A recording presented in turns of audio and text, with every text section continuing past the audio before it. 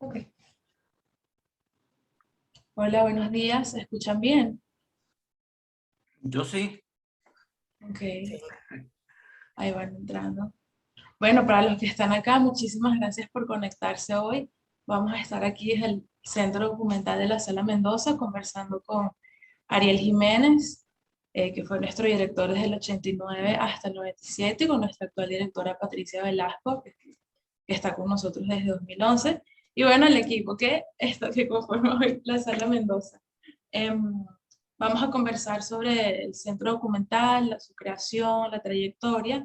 Y para los que no conocen este espacio, el centro documental ahorita que está ubicado donde está ubicado actualmente la Sala Mendoza, en la Universidad Metropolitana, es un espacio de consulta, es un espacio de aprendizaje.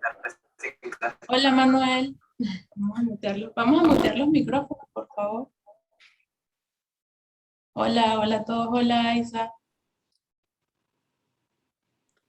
Ajá. Ahora sí. Bueno, aquí en nuestro centro documental está uno de los aspectos más importantes de toda la Sala Mendoza, que es el archivo histórico, que está, por supuesto, disponible para la consulta de quien quiera venir a este espacio. Tiene la historia de la sala y alberga muchísima información sobre el arte contemporáneo venezolano desde 1956. Tenemos también una colección bibliográfica de más de 2000 ejemplares que también está disponible para su consulta. No sé si desde acá sé, ajá, esta colección de catálogos de varios museos e instituciones de aquí en Venezuela y otra colección de revistas. También tenemos una importante colección de videoarte que hicimos bueno, esta colección se trabajó en 2015 junto a las muchachas de Nodo, María Bilbao y Ana Rangel, que también está disponible para su consulta. Y el archivo de la palabra, que son unos cassettes que tenemos acá también, que albergan conversaciones y conferencias que se han hecho en toda la historia de la sala. Entonces, bueno, vamos a comenzar a conversar con Ariel. Eh, Me gustaría que nos contaras cuáles fueron tus motivaciones iniciales para crear este espacio, que para cuando tú tomaste esa decisión no existía acá en Venezuela un sitio dedicado específicamente al estudio del arte contemporáneo venezolano. Bueno, claro, fíjate, yo soy historiador del arte y como historiador del arte siempre me formé y trabajé siempre en bibliotecas, en archivos y por supuesto tengo una noción muy clara de lo que eso representa, del aporte gigantesco y fundamental que un archivo y una biblioteca representan para un investigador, pero también para los artistas. El arte viene del arte, no aparece de la nada. De manera que un artista que no conozca la tradición en la que se inscribe y que alimenta necesariamente su obra, pues es un artista a quien le faltan herramientas fundamentales para su trabajo. Así que cuando yo entro a la sala en noviembre de 1989, pues venía con ¿cómo podríamos decir? El sabor de haber trabajado en los archivos de Alfredo Bulton, sus archivos personales, organizándolos, y había encontrado documentos fundamentales que luego publiqué, como las correspondencias entre Bulton y Alejandro Otero. Y bueno, cuando entró a la Sala Mendoza, una institución que tenía ya no recuerdo cuántos años tenía cuando yo entré, pero más de 20 o 30 años de historia del arte contemporáneo venezolano, a mí me parecía fundamental que esos archivos estuvieran no solamente organizados, sino también accesibles al público, porque es la memoria viva de una institución. Y me encuentro con algo que fue sorprendente para mí y que tiene que ver con lo que yo llamaría una diferencia fundamental entre dos maneras distintas de gerenciar o de dirigir un espacio cultural o de cualquier otra naturaleza. Digamos, una dirección personalista y una institucionalista. La personalista, que es aquella en la que el director o la directora de ese espacio piensa solamente en que aquello funcione mientras él esté allí, mientras él sea el director de esa institución. Y otros que piensan en crear institución, es decir, en generar permanencia en el tiempo. No solamente durante el tiempo en el que él dirija ese espacio, sino después de él, ¿verdad? Que es lo que a mí me parece que, bueno, crea naciones, crea historia, memoria. Y bueno, yo creo que entre la dirección de Axel Stein, que sale antes de que yo llegue, y la mía, al menos esa fue mi intención, ¿verdad? Se manifestó muy claramente esa diferencia. Él tenía, cuando yo llegué allí, un centro documental temporal, de uso además particular para él y sus amigos artistas. Es decir, no podía venir cualquier persona, cualquier No, estudiante. a menos que fuera invitado por ellos o por él, en fin, ¿verdad? A mí me pareció que esa idea era interesante, pero que había que institucionalizarlo. Es decir, convertirlo en un espacio abierto al público y permanente para la consulta de quien quisiera y lo necesitara. Me encontré también con otra situación, y es que los archivos estaban totalmente inconsultables y dispersos en todos los espacios de la sala, es decir, en todos los espacios de la sala, en la oficina, en las oficinas, en los depósitos de materiales, en los aires acondicionados, en todos los espacios había archivos, había obras, había materiales, de todo en todos los espacios. Y a mí me pareció que, perdón. ¿En qué condiciones encontraste ese material? Bueno, te digo, primero disperso, había un núcleo que es el que dejó Lourdes Blanco relativamente organizado dentro de archivos formales, otros en cajas de cartón metidas debajo de los aires acondicionados o detrás de obras, en fin, ¿verdad? Y otros, los más recientes, en el piso, detrás de las sillas en las oficinas. Lo que hacía que aquello era imposible, pues si yo quería saber qué se había hecho antes de mí en la sala, para darle continuidad a algunos proyectos o para modificarlos si era necesario, no podía saberlo porque eso estaba inconsultable. De manera que en ese momento concebí la necesidad de crear un centro documental que tuviera como base la memoria de la sala, la memoria institucional de la sala, todas las exposiciones que se habían realizado, todos los textos que se habían producido, todas las imágenes que se habían también realizado durante esas exposiciones, para que fueran accesibles para mí y para mi equipo, ¿verdad? Como para tratar de generar una dirección de la sala acorde con su historia, pero también para el público en general y para todas las personas interesadas en el arte, y en particular los jóvenes artistas, que no tenían en Venezuela en ese momento un espacio en el que pudieran saber qué estaba pasando en el arte de su tiempo, o qué había pasado en los 20 o 30 años antes de ese momento, ¿verdad? Así que pensé desde el inicio en la creación de un centro documental, y te digo que tuviera como corazón la memoria de la sala. Y cuando estabas concibiendo la idea de este espacio, ¿había alguna institución que te pareciera a ti modelo o te inspiraste en algún otro centro documental de otro Bueno, lado? sí, en París, donde yo estudié, pues por supuesto había muchísimos centros de esa naturaleza. En el Centro Pompidou, por ejemplo, donde pasaba muchísimos de mis fines de semana, habían archivos importantísimos, ¿no? Y no solamente las bibliotecas, sino archivos también, y de un acceso fácil para los estudiantes, audiovisuales, de documentos escritos, de libros, que para mí fueron fundamentales. A mí me pareció entonces como lógico que yo hiciera un esfuerzo para ofrecerle eso mismo a los estudiantes, a la medida de la Sala Mendoza y del país, por supuesto, pero por lo menos que existiera un lugar donde ellos pudieran ver catálogos de libros de exposiciones recientes, hechas en los centros más importantes de ese momento, en Nueva York, en París, en Berlín, en Madrid, en fin, que tuvieran una información reciente sobre el arte de su tiempo. Y entonces me dediqué a eso, pues tardamos más de 5 años solamente en organizar los archivos de la sala. Porque, y por supuesto, un trabajo que hubo que hacer explicándole a las personas que venían a trabajar lo que era un orden alfabético, cómo se conseguía eso, la importancia que podía tener un simple papelito con una fecha o una frase, porque esa fecha o esa frase podía ayudar por ejemplo, a fechar un acontecimiento, una conferencia, en fin, generarles la conciencia de que todo pedacito de papel que se encontrará en esos archivos podía ser importante y debía ser conservado lo mejor posible. Te digo, 5 años de un trabajo sin interrupción, sin pausa, para poder organizar solamente la memoria de la sala.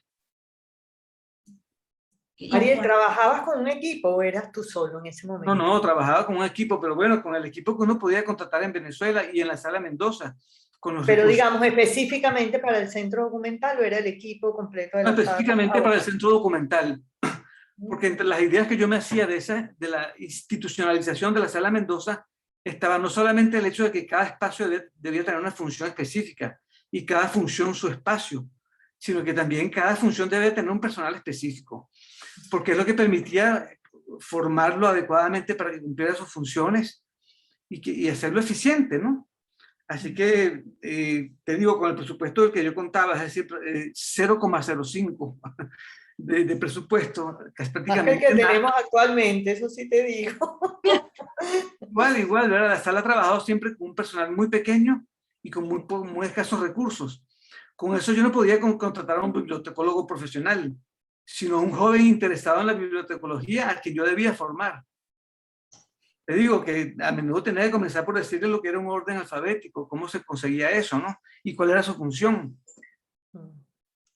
Así que, pero en todo caso, desde el inicio contraté a 1 o 2 personas que trabajaban exclusivamente en el centro documental.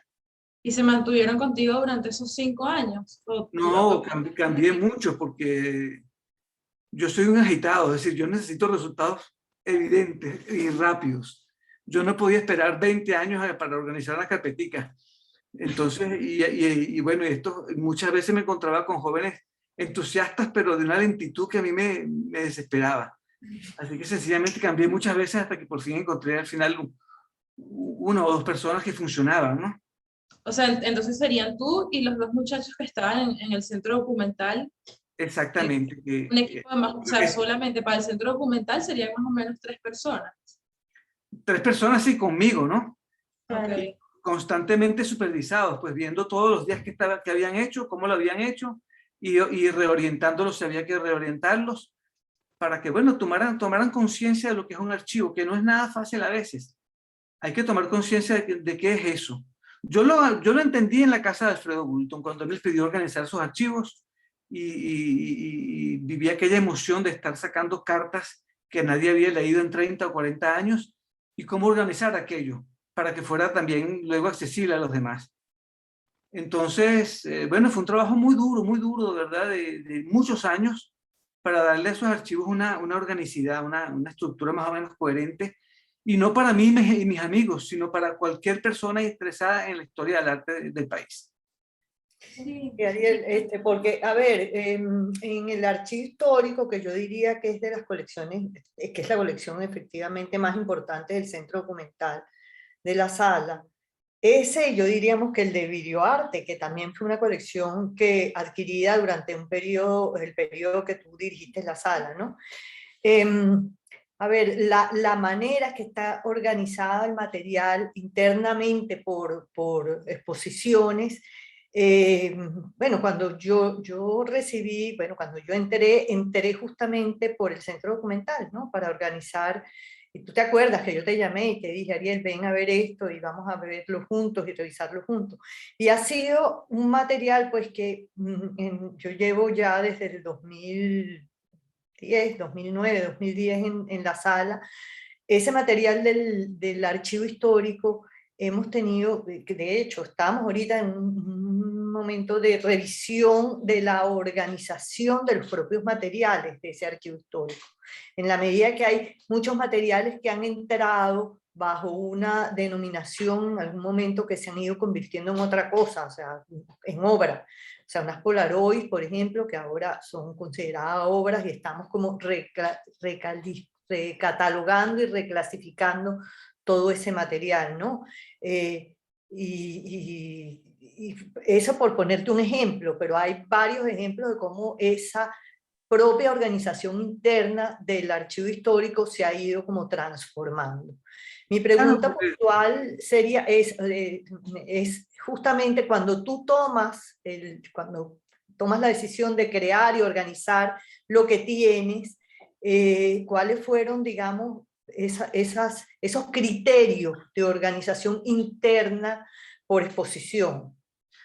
Bueno, fíjate, es que había una urgencia, que era conocer la historia de la sala, para poder pensar una continuación de sus actividades en acorde con su pasado. Porque yo soy de los que creo que yo no soy justamente un personalista, un caudillo que piensa voy a hacer lo que me dé la gana aquí ahora para adelante, y cualquiera que haya sido la historia de la sala. No, a mí me parece que la institucionalización de los espacios requiere justamente un conocimiento del pasado para que el futuro sea acorde con lo que se hizo en el pasado, o si se transforma o se orienta hacia otro lugar, se haga conciencia de lo que había sido la historia de ese espacio. Entonces, eso me llevaba a buscar la organización más sencilla. Primero, ¿cuáles exposiciones se habían hecho? ¿De qué artistas? ¿En qué momento? ¿Verdad? Y qué actividades se organizaron durante esa exposición. De manera que era la manera más elemental de organizarlo. Ahora, como tú lo dices, un archivo como la memoria individual de una persona no es simplemente la acumulación de hechos sobre hechos, es también la constante reconsideración de ese material, y eso implica eventualmente su reorganización a partir de otros parámetros. Yo lo aprendí con los archivos de Alfredo Bulton. A veces estaba sacando cartas y aparecía la carta de un personaje, Pepito de los Palotes. Bueno, era la primera carta que yo encontraba de él. Al principio la colocaba sencillamente en una carpeta de correspondencia recibida o enviada y punto, general. Después, poquito a poco, iban apareciendo más cartas de ese señor. Entonces me obligaba entonces ya a sacarlo de allí, a crear una carpeta específica para él, con recibidas y enviadas por año también. A menudo, si esa correspondencia iba ampliándose, aparecían problemas específicos. Por ejemplo, su correspondencia con esa persona para temas bolivarianos. Eso me obligaba entonces a reconsiderar de nuevo la carpeta de ese personaje y de extraer de las cartas que tuvieran temas bolivarianos para crear un archivo específico sobre los temas bolivarianos dentro de la correspondencia Bulton-Bustillos, por ejemplo. ¿Entiendes? O sea, eso nunca acaba. Eso no acaba nunca. Y en la medida en que la experiencia se va ampliando, pues nos obliga a estar siempre reconsiderando esos archivos. La memoria, lo importante de la memoria es que es siempre viva, ella está activa, y es lo que alimenta el presente, ¿no? Si fuera solo una especie de acumulación muerta de archivo sobre archivo, aquello no alimentaría el presente. Lo que hace que un archivo es alimento para el presente es que ellos están constantemente activos, vivos, como nuestra memoria individual. Tú sabes que uno no recuerda todo ni tan preciso como uno lo cree. Uno recuerda las cosas en función de la intensidad que tuvieron para nosotros y en función de lo que seguimos viviendo en el tiempo. Y esa memoria se va incluso modificando. Así que eso es un archivo. Depende también del sitio donde la leas, ¿no? Porque en ese sentido también... del momento en el que la leas. Sí, y de momentos, en ese sentido, pues ese archivo histórico es una fuente sin duda para generar investigación y proyectos, y un mismo documento puede tener una lectura distinta dependiendo de cómo lo contextualices, ¿no? Por eso yo te digo, por ejemplo, lo que tú decías de los Polaroid, por ejemplo, los Polaroid de Perna. Cuando yo inicié aquello, yo lo vi sencillamente como uno más de los documentos que había en la carpeta de las exposiciones de Perna, ¿verdad? Con el tiempo uno se ha ido dando cuenta de que eso eran más que simples documentos, eran obras de Claudio Perna. Y así con muchos artistas, tú ves, lo que en un momento dado era un documento que no tenía mucha importancia ha ido adquiriendo una resonancia mucho mayor y más importante. Sí. Pero eso, te digo, forma parte del proceso de vida y de pensamiento de un individuo y de una institución.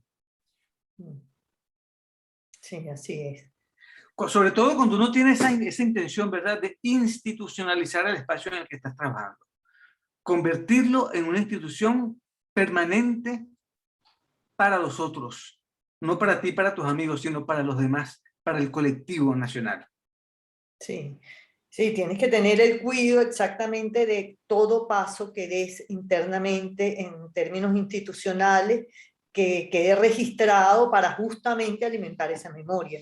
Yo creo que la conciencia, y en un país como el nuestro, con tantas deficiencias en el campo institucional, es casi un deber pues, ético, los que estamos en la cabeza de las instituciones, generar y mantener alimentar esos archivos, ¿no? Claro, y generar permanencia, sí, que es lo que produce la institución, ¿me entiendes? Yo siempre pensaba en ese momento, un ejemplo de algo que sucedió en ese momento, el periódico Le Monde en Francia se había quedado sin director y vivió sin director durante más de un año. Y ese periódico no cambió nunca dejó de salir, no dejaron de salir los mismos artículos en los mismos cuerpos. ¿Por qué?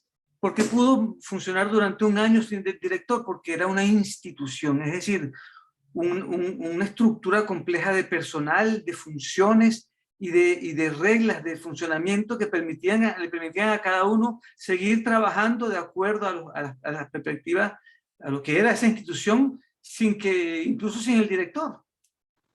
En cambio, en las direcciones personalistas se va el director y todo se detiene ese mismo día. A mí me parecía, es un ejemplo a seguir para lo que era la idea de institucionalización de los espacios en Venezuela, y en particular en ese momento de la Sala Mendoza. ¿Cómo generar esa permanencia? ¿Me entiendes? Eso implicaba un espacio para cada función, una función para cada espacio, un personal formado para cada función, reglas de funcionamiento, objetivos a corto, mediano y largo plazo, maneras de realizarlo, ¿me entiendes? Para que todo pudiera asentarse y permanecer en el tiempo. Me gustaría preguntarte, Patricia, ¿a qué retos te enfrentaste tú una vez que asumiste, cuando entraste acá desde el Centro Documental y una vez que asumiste la dirección de la sala? ¿Cómo encontraste tú el Centro Documental? ¿Cómo lo concebiste también? ¿Y qué retos encontraste o qué facilidades, qué ventajas tenían? Bueno, es que justamente cuando yo llego a la sala, llego justamente por el Centro Documental, es decir, la sala estaba reinstalándose en los espacios de la Universidad Metropolitana, ya tenía unos cuantos años, pero el mismo Centro Documental estaba todavía en cajas, todavía muchas, no estaba completo en cajas, pero muchos de sus materiales estaban todavía en cajas. Y el archivo histórico, pues buena parte del archivo histórico estaba también en caja. Entonces, bueno, lo primero que hice yo, obviamente, fue llamar a Ariel, justamente. ¿Recuerdas, Ariel, que te dije, mira, estoy entrando acá y tenemos que revisar, o sea, quería ver justamente cómo tenías tú pensado, cómo habías concebido el centro documental, un poco para seguir esa labor institucional de la que habla Ariel, es decir, no olvidarnos de que eso ya había existido y que estaba medianamente armado, pero no completo, y bueno, que no olvidar lo que ya estaba hecho y construir sobre lo que ya estaba hecho y lo que ya estaba pensado. Entonces, bueno, justamente a mi entrada yo armé un equipo, éramos como 5 al principio y después eran 10 muchachas que tenían, porque además Ariel un poco vio lo que se estaba haciendo y Ariel dijo, mira, vamos a organizar mejor esto de esta manera, que era como se había concebido en sus inicios, que era, digamos, por exposiciones, por exposiciones colectivas e individuales y en los diferentes espacios. Y comenzamos a reorganizar todo de esa manera. Entonces, bueno, se logró, pues, porque era un equipo grande, eran como 10 muchachos. Yo ya me senté con Ariel y establecimos como unos criterios para internamente por exposición y por carpeta, que debía tener eso, correspondencia enviada, recibida, o sea, las cosas muy básicas, que de hecho tú, Pamela, que estás a la cabeza del centro documental, estás viendo que estamos ahorita nuevamente reorganizando eso, porque en la medida que se ha ido trabajando, en la medida que vamos recibiendo consultas o que nosotros mismos estamos trabajando con ese archivo, que yo diría, y siempre lo he definido como el centro neurálgico de la institución, unos materiales que cada día, que en la medida que tú trabajas con ellos y por eso están vivos, como dice Ariel, hay que repensar esa forma de organizarlos. Entonces hemos descubierto, por ejemplo, cosas como, por eso lo que dice Ariel es muy cierto, es un trabajo que no se agota nunca.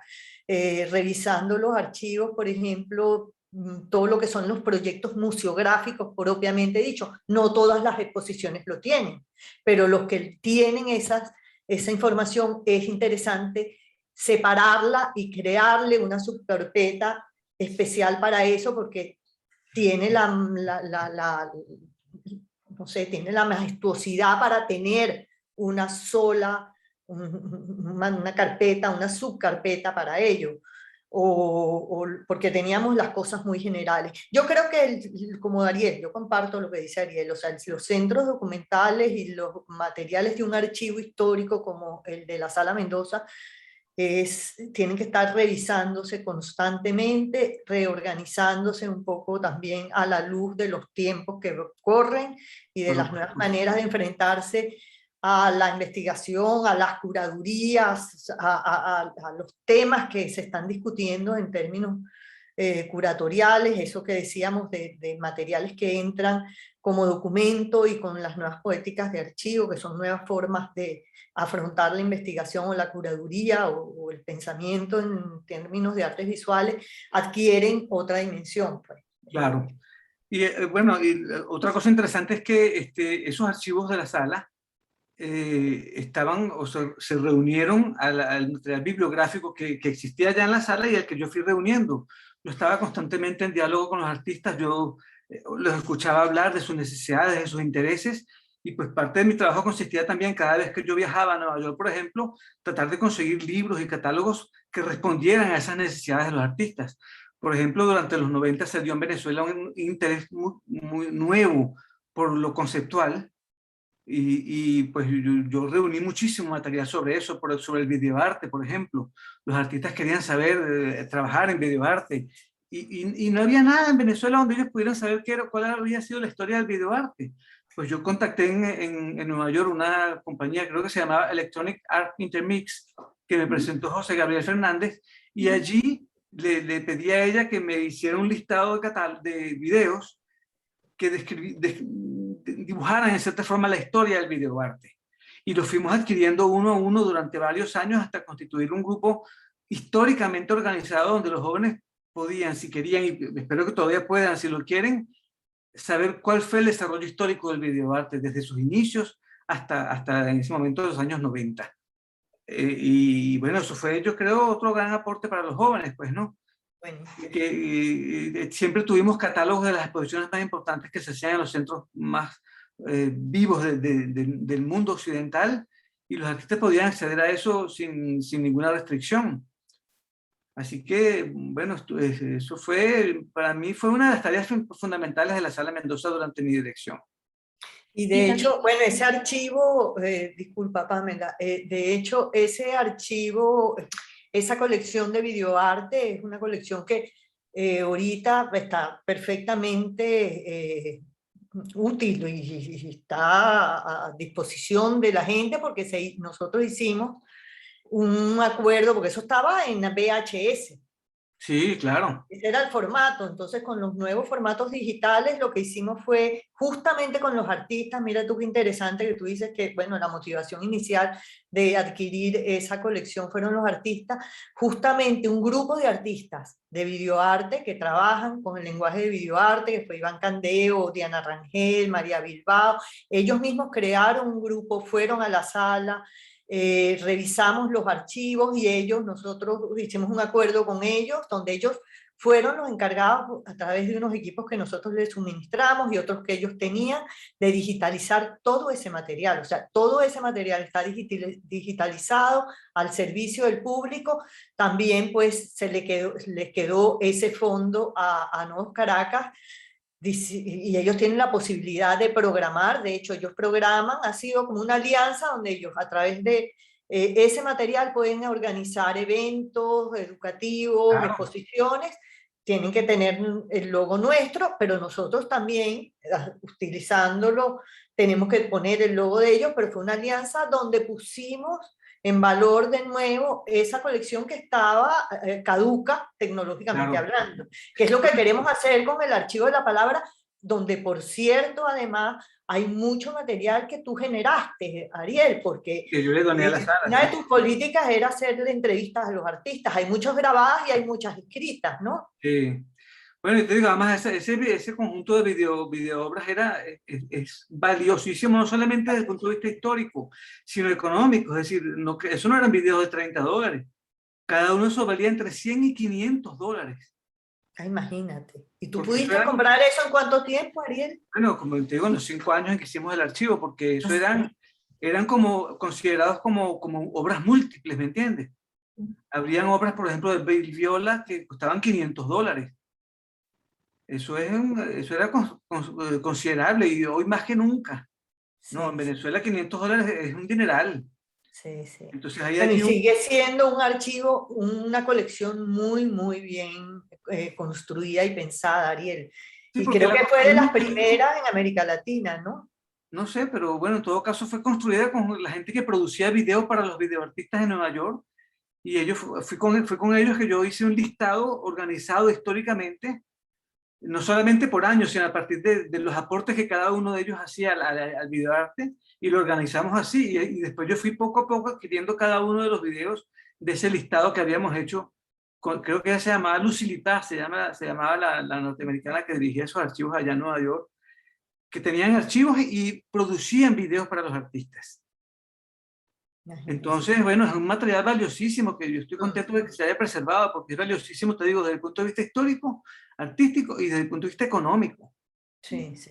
Fueron Sí, 5 no, años adquiriendo videos de entre 100 y $500. sí, eso está digitalizado acorde con las nuevas tecnologías y a disposición del público. Incluso todos los que están oyendo y están conectados, si quieren ver lo que hay ahí, pueden acercarse a la sala y hacerse un ciclo en la sala o verlo individualmente en sala o organizar a través de la sala un ciclo. Es decir, de hecho, nos piden muchos de esos materiales prestados para Claro. exposiciones afuera, que Eso saben sí, que mira, los tenemos. yo viajaba una vez por año a Nueva York y me iba con un presupuesto que era María Luisa Grucera de Mendoza, que me daba $3,000 por año para eso, Ujú. y me venía con 3 o 4 videos por año. O sea, te Imagínate. digo, es un trabajo, y además de eso, como con 20 kilos de libros. Bueno, yo era joven en ese momento, podía cargarlos sin mucho problema, ¿no? Pero eso fue un trabajo que nadie imagina, de hormiguita, durante más de 5 años para agregarle a la memoria de la sala una bibliografía considerable, te digo, respondiendo siempre a las necesidades que yo descubría en los artistas, detectaba en los jóvenes artistas. Ujú, ujú. Por ejemplo, Marcel Duchamp, que es una de las figuras históricas del arte conceptual, yo me di por tarea de recuperar todo lo que yo pudiera conseguir sobre él, sus textos, sus entrevistas, sus publicaciones, todo lo que yo pude conseguir sobre Marcel Duchamp lo reuní allí porque los artistas estaban muy interesados en eso del arte conceptual. Había un interés nuevo por lo conceptual o renovado por lo conceptual al cual respondimos en la Sala Mendoza, ¿no? Mm. Gente ¿Cuándo como... se empezó a exponer? Porque una vez que ya estaba formado el centro documental, o por lo menos así lo consigo yo, en algún momento se empezaron a hacer exposiciones aquí en el centro documental. De hecho, estaba conversando ahorita con Ceci antes acá que hubo una muy, muy importante que fue la de Juan José Olavarría. Bueno, Olavarría tuvo un papel muy importante porque él hace esa exposición a partir de los archivos en un momento en el que prácticamente se estaba pensando, yo no sé si se pensó seriamente en cerrar los archivos prácticamente, y él los reactivó y fue uno de los, digamos, de las personas que hizo posible que el archivo y el centro documental reabrieran en la Sala Mendoza. Pero también los archivos se convirtieron en material para exposiciones desde muy temprano. Yo recuerdo que yo organicé justamente a partir del archivo de videos, hice una exposición sobre videoarte en la Sala Mendoza mientras yo fui director. O sea que desde muy temprano ellos comenzaron a alimentar la programación incluso de la Sala Mendoza, ¿no? Sí, bueno, justamente esta intervención de Olavarría pues da cuenta también como estos como hitos, ¿no? del centro documental han sido motivados por los mismos artistas, como has insistido tanto, Ariel, ¿no? Han sido motivados por sus necesidades, sus intereses. Claro, porque el material que se reunió allí se reunió pensando en las necesidades que tú percibías y que detectabas en los artistas. No fue algo que yo decidí por comprar esto o aquello solo porque me interesaba a mí, sino porque respondía a las necesidades de los artistas en ese momento. Sí, bueno, también es muy importante pensar como en las potencialidades, ¿no? que tiene el centro documental como un foco para la creación, ¿no? Tenemos aquí el ejemplo perfecto, que es la exposición que tenemos en sala, ¿no? que es Undercamp, que precisamente la intención fue sacar de los archivos una cantidad de documentos, una cantidad de fotografías, están las Polaroid de Perna, están una cantidad de proyectos realizados pues a mano por Jenny Nan, por Pepe López, Entonces, y bueno, también tenemos el caso, ¿no? De lo que ha sido el redescubrimiento de la colección de videoarte. Entonces, pensar en Claro, el claro. centro como, sí, como un foco desde el cual se pueden desplegar N cantidad de proyectos, ¿no? No solo para venir y consumir el contenido que está, sino producir mucho más. Claro. Yo recuerdo también que como el centro documental no había presupuesto para él. Yo recuerdo que a veces en la fundación me preguntaban, bueno, ¿y con qué presupuesto vas a hacer eso? Y yo no tengo presupuesto. Ya veremos cómo conseguimos y conseguimos. Gracias a María Luisa Mendoza, que ella me daba $3.000 por año para adquirir libros y materiales, pero también con alianzas que establecimos con otras instituciones o empresas que activas en el país. Y para eso yo busqué también de generar siempre actividades nuevas. Entonces, era en nombre del Centro Documental que yo organizaba los seminarios, las conferencias, porque eso no solamente traía público a la sala, sino que constantemente reactivaba la necesidad del Centro Documental. Así trajimos a Jean-François Lyotard, a Jean Baudrillard, a Kossuth. En fin, Kossuth vino, por ejemplo, no porque lo invitamos nosotros, sino porque el Museo de Bellas Artes estaba organizando aquella exposición sobre el espacio, no me acuerdo, que organizó Sí, María Elena, María Elena. e invitó a muchos artistas a trabajar aquí. Entonces yo aproveché que ellos venían para trabajar en el museo y los invitaba a dar una charla aquí. Eso fue una especie de alianza que hice con María Elena Ramos entre la Sala Mendoza y el Museo de Bellas Artes. Ya ves, todo eso era producto sin presupuesto, pero de alianzas con las otras instituciones del país. Claro. Y además que en esa época, recuerdo en los 90, 98, los museos tenían instituciones, centros documentales importantísimos, como el Alejandro Otero, que también tenía un centro documental importante de arte contemporáneo. El Museo de Arte Contemporáneo de Caracas, que fue otro de mis modelos, pues, ¿no? Porque Sofía había generado unos archivos importantísimos que estaban allí, no eran consultables al público, pero estaban activos para ella en todo caso. Y una biblioteca muy importante.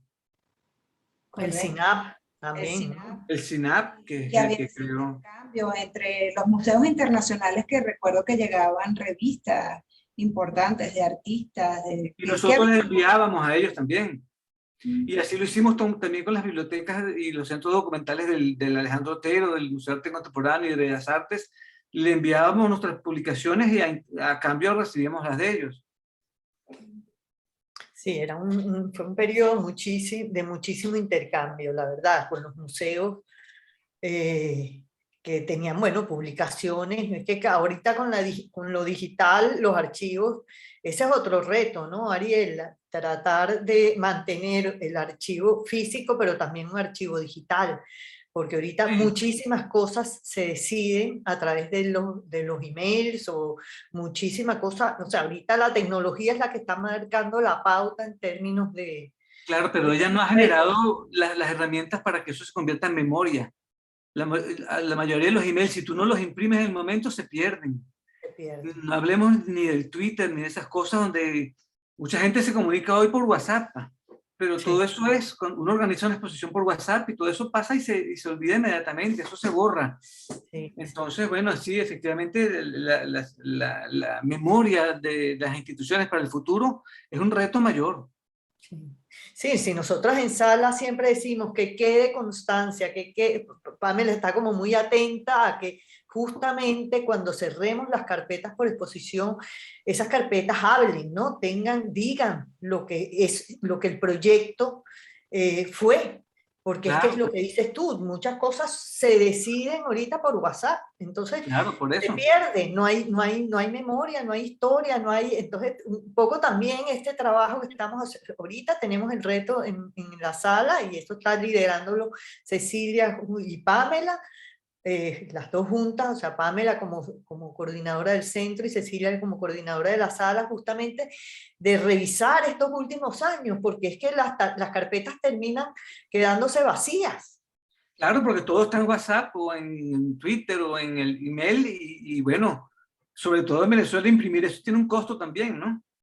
También. Bueno, sí, ahorita el otro archivo histórico son los correos, o sea, nosotros también nos informamos de las cosas que han sucedido atrás de nosotros porque nos quedan los correos institucionales y ahí es donde buscamos la información.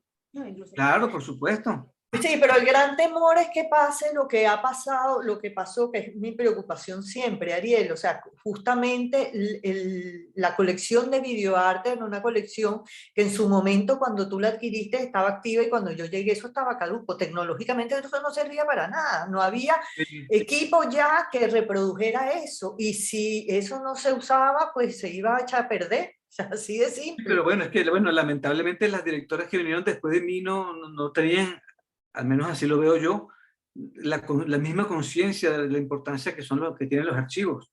Entonces no les dieron continuidad. Es el problema, te digo, de las direcciones personalistas y las direcciones institucionalistas. Es así, hay personas que no piensan, directores que no piensan, sino en el tiempo en que ellos van a estar allí, y punto. Y después de ellos, el desastre.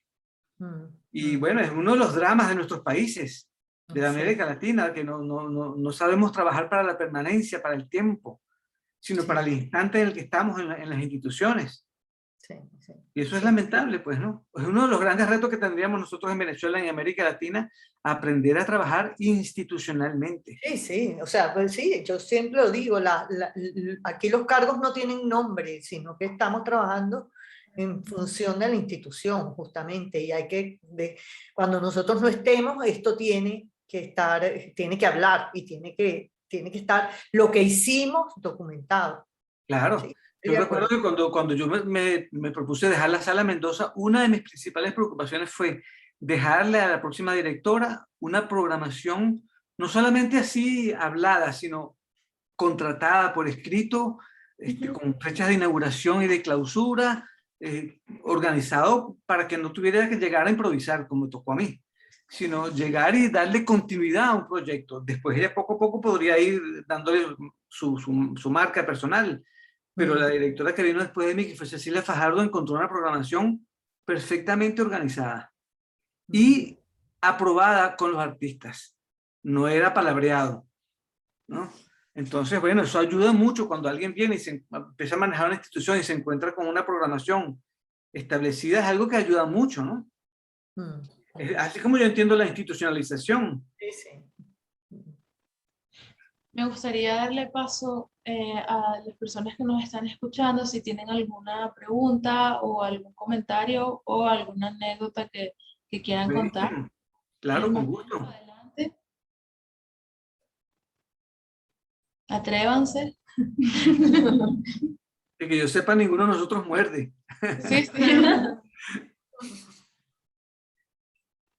A ver, una pregunta. Bueno, si no, Pamela también nos puede contar un poco sobre el funcionamiento actual del centro documental, cómo la gente se puede acercar, cómo estamos haciendo, como estaba comentando Patricia, que hay que adaptarnos como a los medios digitales, cómo nos estamos aproximando también a ese tipo de consultas para que también los que escuchan pues conozcan cómo aprovechar este espacio.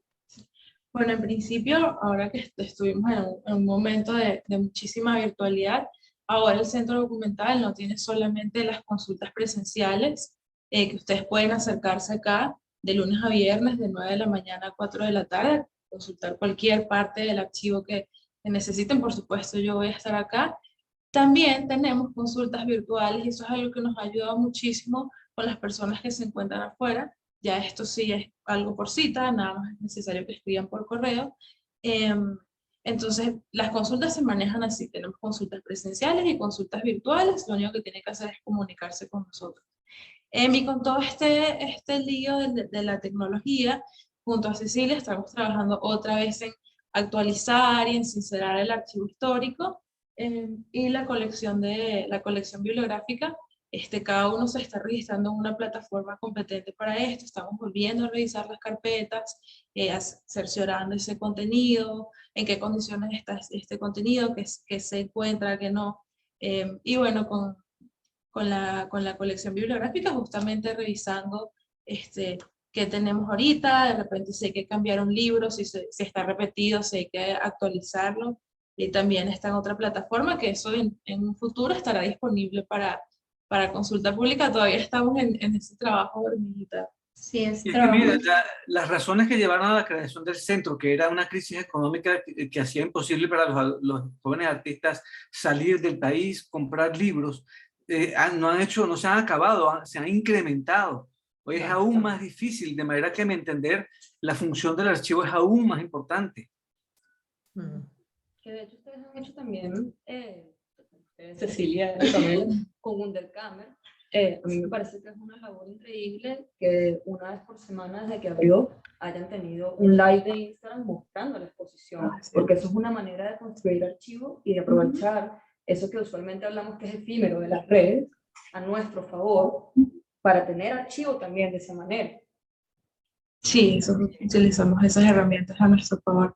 Y bueno, para nosotros fue una experiencia demasiado interesante. Entonces, desde que yo entré acá en el centro documental y se lo he comentado muchas veces a Cecilia y a Pat, que esto no se agota jamás, o sea, siempre estoy descubriendo algo, siempre quien viene, quien consulta, nos deja algo, nos transmite algo que nosotros no teníamos idea antes, o que no sabíamos que existía o que se hizo. Entonces eso es muy, muy enriquecedor. O sea, siempre hay algo que se aprende acá. Un archivo es realmente la materialización de la memoria humana. Y como la memoria humana está siempre activa, trabajándose, modificándose, enriqueciéndose. Eso es así. Bueno, me decía Cecilia ahorita, mi anécdota favorita que hasta ahora, lo que quizás me lleve acá, es que justamente para esta exposición, para Wunderkammer, Patricia me pidió que buscara cualquier documento fundacional, pero obviamente, casi que hasta ese momento yo conocía perfectamente el archivo histórico y cómo funcionaba, pero aquí hay muchas otras carpetas, muchas otras cosas que no entran acá, que sí están archivadas, que sí están guardadas y catalogadas por lo menos en estos archivadores, pero que no se suelen pedir porque ya son cosas del funcionamiento interno de la sala. Entonces yo estaba, por supuesto, así que, ¿dónde busco? ¿Qué hago? Y acá, justo al lado de mi escritorio, hay un archivo y estoy revisando las carpetas y encontré otras cosas muy, muy, muy chéveres. Encontré fotos bellísimas del centro documental cuando estaba en las fundaciones. Y veo una carpeta que se llama como proyecto de remodelación de la sala, una cosa así. Eran dos. Y una, creo que es el año 89 o el 79 y saco un documento que justamente está expuesto aquí abajo, si revisan en el Instagram lo pueden ver, es un documento que hizo Abela Millana, creo que en ese momento sería Luna Blanco, la directora. No, esto fue de los 50. Okay. Sí, mucho antes. Esto fue de los 50. Sí. Cuando se estaba pensando en el proyecto, sí. Ajá, exacto, justamente lo que dice es cómo se estaba pensando la sala en ese momento y es un papel súper bonito y súper delicado y muestra pues cómo se estaba pensando la sala en ese momento y lo que se quería que fuera. Bueno, yo encontré eso y yo estaba gritando aquí en la sala literalmente. Yo sé, De paso que yo no conocía, yo no lo había visto nunca. Sí, a ver, no es un documento escrito, sino aquí echa broma nuestra presidenta Luisa María Nice, es el PowerPoint de entonces, o sea, boceteado, con colores, esquematizado de cómo iba a funcionar esta galería de arte moderno, lo titulan, ¿no? Y además es muy bonita la anécdota porque va acompañada de una carta. Este documento no estaba en los espacios de la sala, esto estaba en los espacios porque Valmillana entiendo que era ingeniero, ¿no? Entonces se quedó en su oficina. Y en el 79 lo descubre otra persona allí y dice, mira, esto es de la Sala Mendoza, y ahí es que se lo manda a Margot Romeres. Entonces ahí es que regresan los archivos de la sala. Entonces también pensar un poco en que también otras personas pueden tener esa conciencia y pues de la sala pues se nutre, ¿no? Esta noción de rescatar y preservar la memoria. Y curiosamente, además, la carta dice, es que eso debe estar allá, archivado en sus espacios, porque eventualmente puede ser un material digno de ser expuesto. Y justamente pues lo rescatamos para exponerlo en Wunderkammer. Exactamente. No, la otra cosa es, bueno, no sé quiénes están conectados acá, pero nosotros estamos, igualito que hicimos la alianza con Nuevos Caracas para digitalizar toda la colección del videoarte, pues estamos buscando también aliados para actualizar y digitalizar y poner en tecnología de hoy en día todo lo que es el archivo de la palabra que está en cassettes, que ahí tenemos, bueno, desde gente como Arturo Uslar Pietri hasta Cruz Diez, Soto, o sea, ahí está muchísimas, bueno, grandes figuras de la historia, y no solamente locales, sino internacionales, pues toda todos los encuentros de Lyotard que tú tuviste, Ariel, están en esos cassettes. O sea, No. todo eso, y en voz, y es muy bonito porque es la voz viva de cada una de estas figuras de la cultura, pues, venezolana, pero también internacional. Eso es otro material que queremos digitalizar y ponerlo a la orden de nuestras audiencias. O sea, es inagotable efectivamente el trabajo de un centro documental, pero estas son colecciones en las cuales queremos trabajar, queremos actualizar y bueno, que mantenerlas vivas justamente para ponerlas al servicio en términos expositivos, pero de proyectos educativos o a usuarios interesados puntualmente en alguna de esos materiales que tenemos. Sí, sí, ahí entrevistan a muchas personas. Recuerdo que hay una incluso, yo no sé si se habrá otra, pero de Cipriano Domínguez, que hizo La Historia del Silencio en Caracas. Está, exactamente. Él, Sí. Uslar Pietri, Bulton, Soto, Pugliese, Otero, Ferreira Goulart, Joseph Kossut, Baudrillard, Lyotard. Hay un material importantísimo y para toda persona que ame la historia, esos documentos son conmovedores. Sí. Y bueno, y muchos de ellos están transcritos, pero creo que la singularidad de esa colección y lo lindo de esa colección es justamente oír en viva voz a cada uno de esos personajes. Claro, por supuesto. Esto tiene un valor inigualable. No es lo mismo leer que escuchar, y ahora con esta cosa de los podcasts que también están de moda, digamos, algo podríamos hacer con eso, de manera que estamos, el que se le ocurra, estamos buscando aliados para digitalizar. Aquí alguien está preguntando, Anthony Roa, ¿cómo está en estos momentos la situación del archivo con respecto a la caricatura venezolana? La situación del, no sé, Ariel, tú a lo mejor con lo de Caremis, que creo que lo tiene AFU, ¿no? Sí, no, pero bueno, él dice de los archivos de la Sala Mendoza, ¿no?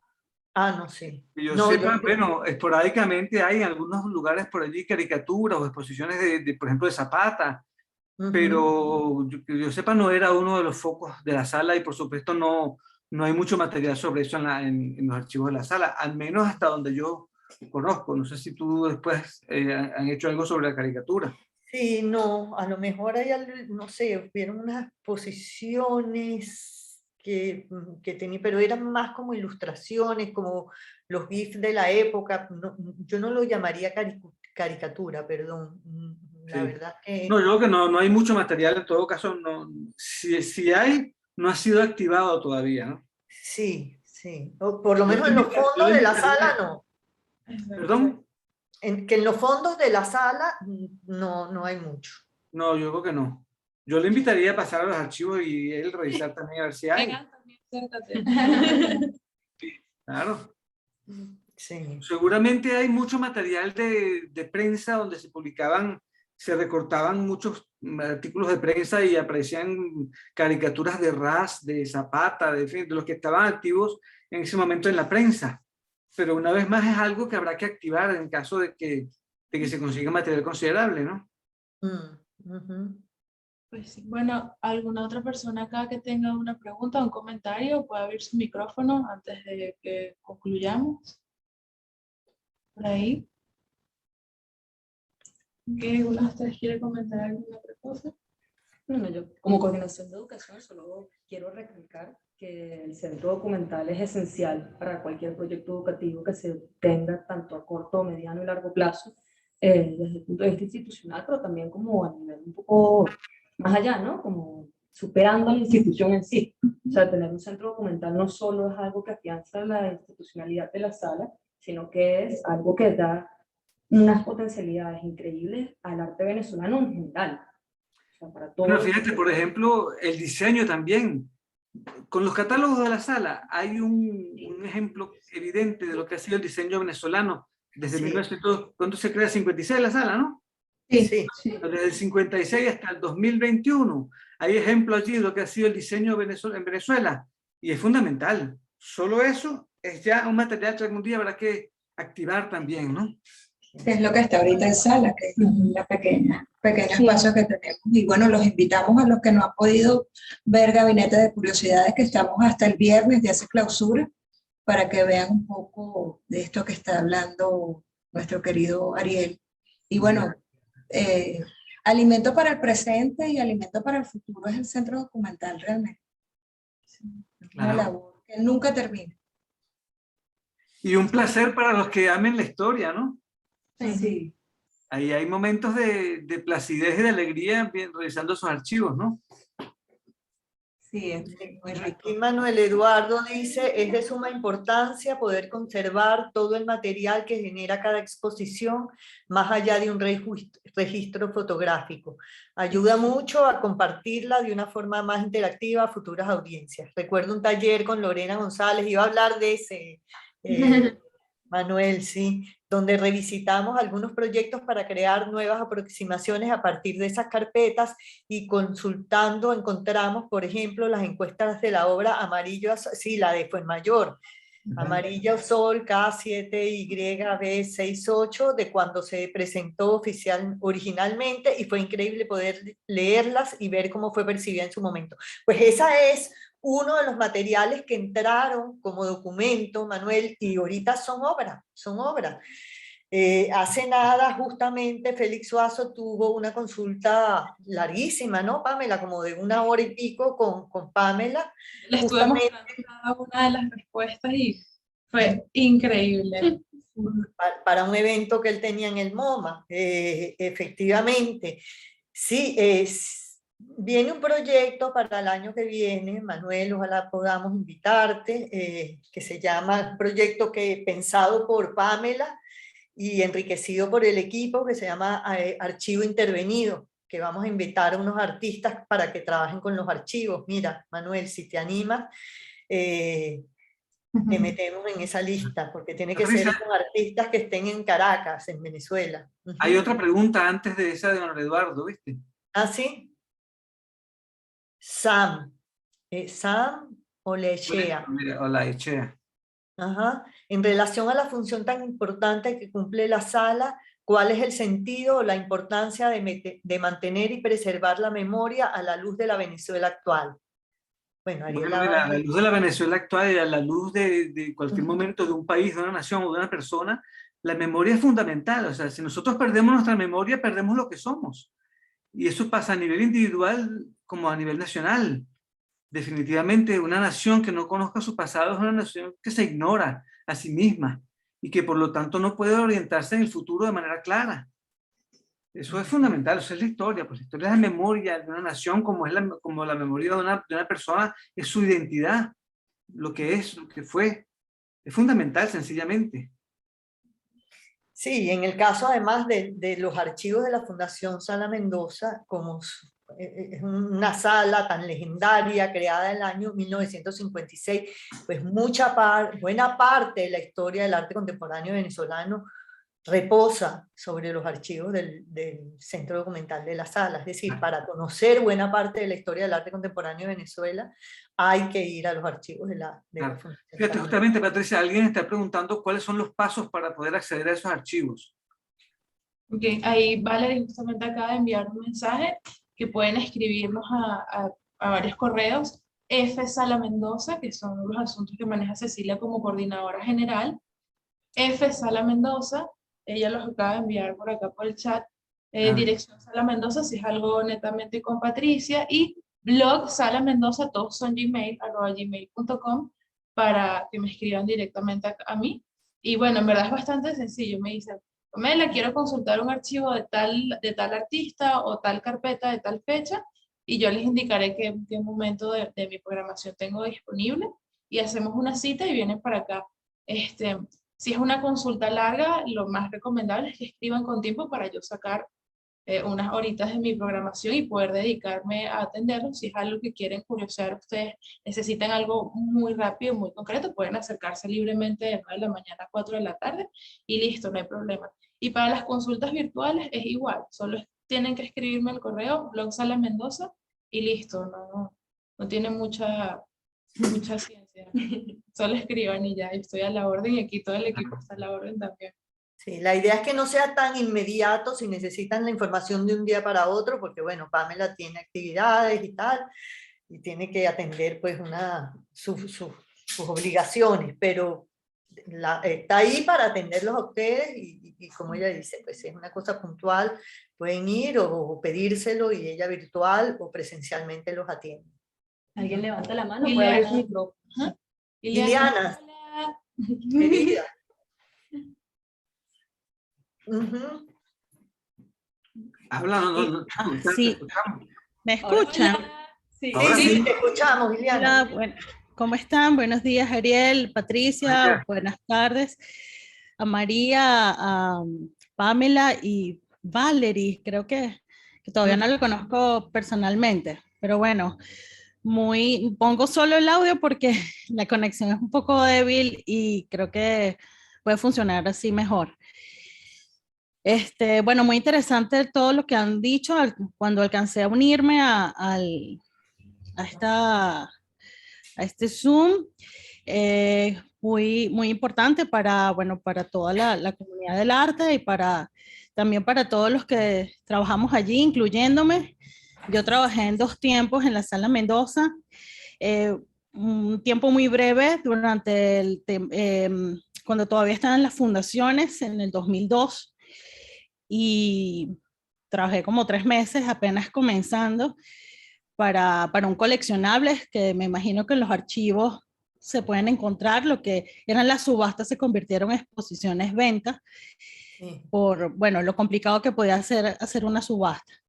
Y luego me incorporé ya para el 2006 y estuve trabajando como coordinadora de programación.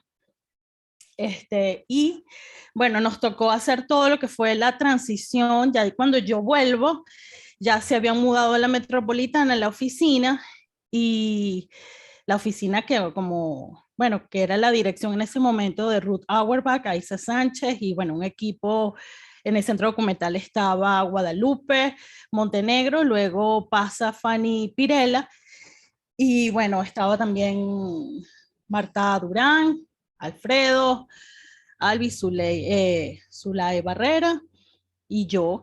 Entonces, de hecho, Sofía Rodríguez, que se estaba yendo, yo soy la que sustituye la coordinación de programación y vivimos todo ese proceso vamos a decir, de instalación de lo que es el espacio donde están ustedes ahora, ¿no? Bueno, que era el famoso edificio de Eternity, que le llamaban así de tantas generaciones de estudiantes porque era un edificio que no se terminaba de construir. Y finalmente se tomó la decisión de habilitar la planta baja y la mezanina como la sede de lo que iba a ser la Sala Mendoza. Vivimos todo ese proceso entre ingenieros.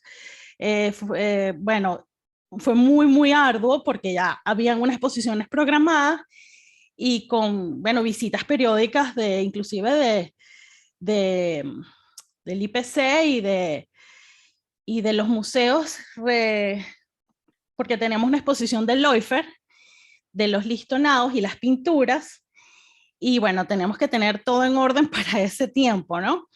Y eso fue una exposición bastante grande, con préstamos de muchos museos aquí en Venezuela y de colecciones privadas, pero al mismo tiempo estábamos en el proceso de hacer el acondicionamiento de la sala, porque hubo una exposición previa que fue así, sin piso, solo con las luminarias, que fue con la de Santiago Sierra.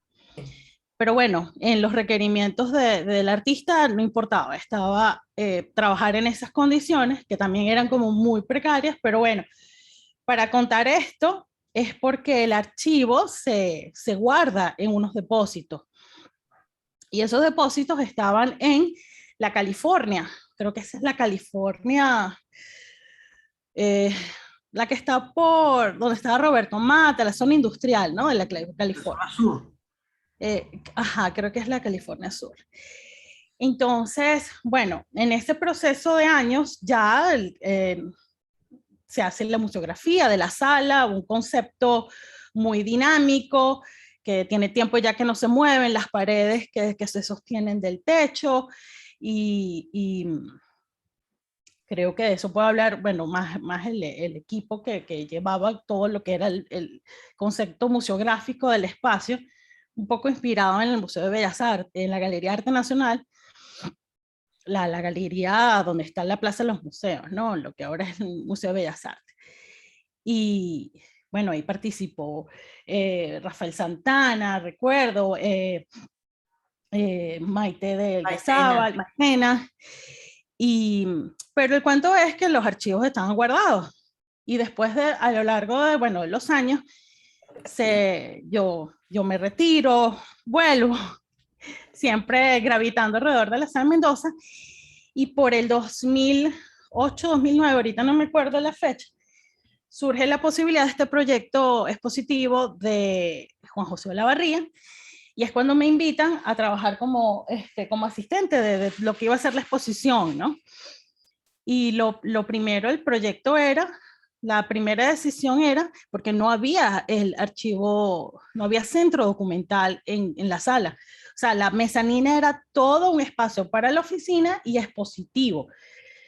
Una sala grande expositiva. Entonces, bueno, la decisión de Juan José Olavarría era sacar el archivo. Y fue como una estrategia de él y también en conjunto con la dirección de traer otra vez de vuelta a la sala Mendoza el archivo que estaba guardado. Y bueno, ahí empiezan como unos trámites administrativos muy engorrosos, fastidiosos, para traerse no solamente las cajas, sino las planeras, los archivos móviles, o sea, era una mudanza otra vez en el tiempo, y hicimos varias visitas a la California y a los archivos. Eso todo hay eso fotos. está registrado con fotos, Liliana, todo eso. Aquí Fanny Pirela está diciendo que eso fue en el 2008. Todo eso está registrado. Digamos, las carretillas con las cajas entrando a sala y saliendo de allá, todo eso. Claro, y dentro de la exposición de Juan José, él lo tiene en su página, también está como parte de ese proceso, ¿no? No tanto montarlo, que era un reto, sino, traerlo, que era como la gran, él lo llamaba como el caballo de Troya, porque después decir, después que esto está dentro, ¿qué vamos a hacer con esto, no? Y creo que es como una exposición puertas adentro, puertas afuera, en el sentido de todo lo que significaba y el impacto que podía tener, también para traer la historia del arte y el archivo de la historia del arte de Venezuela en parte, para el acceso público, para verlo, para tener acceso a él.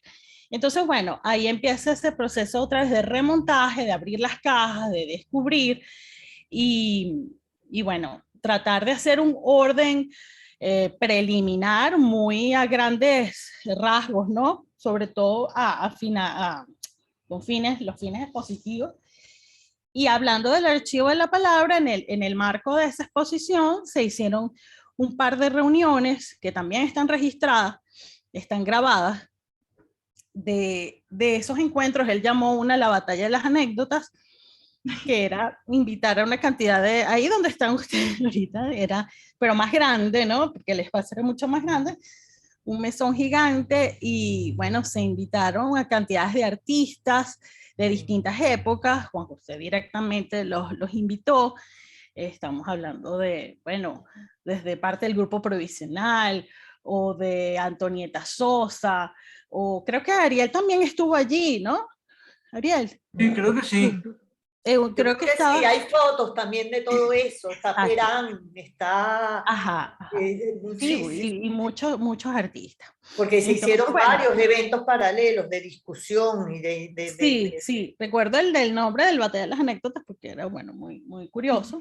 Y había otro también que después se hizo, que fueron como los grandes, para discutir y para ocupar el espacio, para habitarlo, para darle esa actividad, ¿no? Y ese es como un poco quería hacer ese comentario de poco lo que se vivió, y lo que cuando por fin otra vez el centro documental está de vuelta gracias Fanny, fue en el 2008.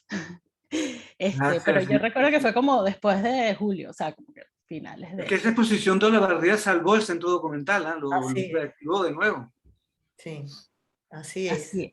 Entonces, así es, y es interesante que seas justo un artista, Ariel, tú que estás hablando, ¿no? Que de las necesidades y cómo surgió, y que era una de las pulsiones más importantes en torno a la creación de ese centro documental, que era la necesidad de los artistas, justamente que sea Juan José, que es un artista, el que haya empujado porque se sacara, como dice Iliana, traerlo, llevarlo a la sala. O sea, ese fue el inicio de la organización del centro documental de nuevo en los espacios de la metropolitana. Yo creo que eso se da porque él fue uno de los beneficiarios de ese espacio de investigación también, como joven artista.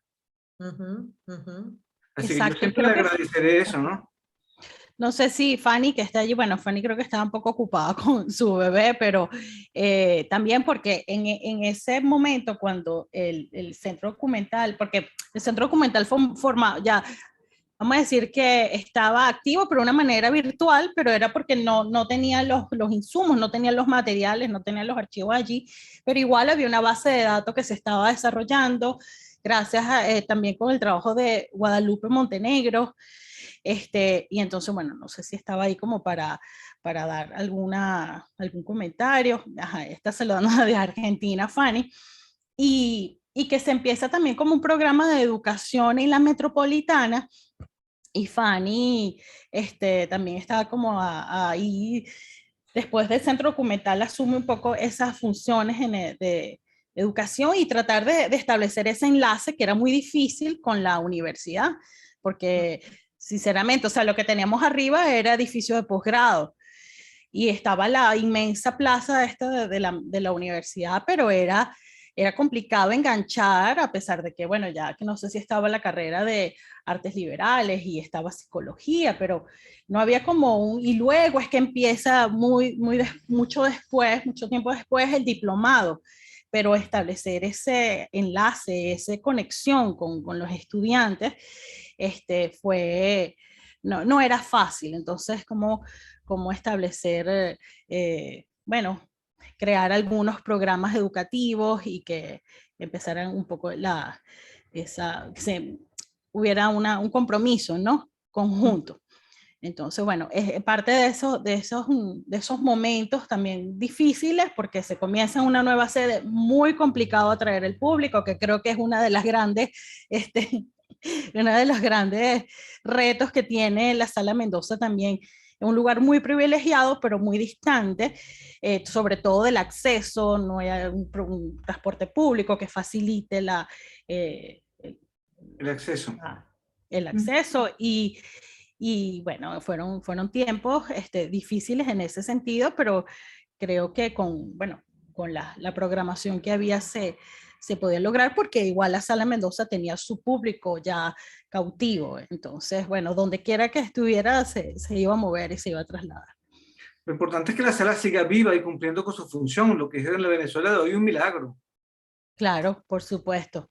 Y bueno, no, felicito la actividad de...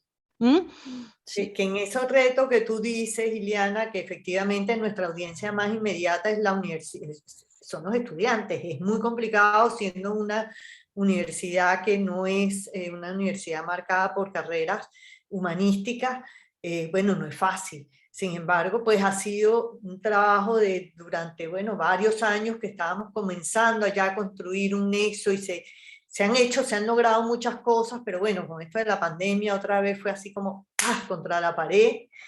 Y bueno, el reto es que otra vez, cuando pues, se inicie la presencialidad, alcanzar de nuevo, pues, llegarle a los estudiantes.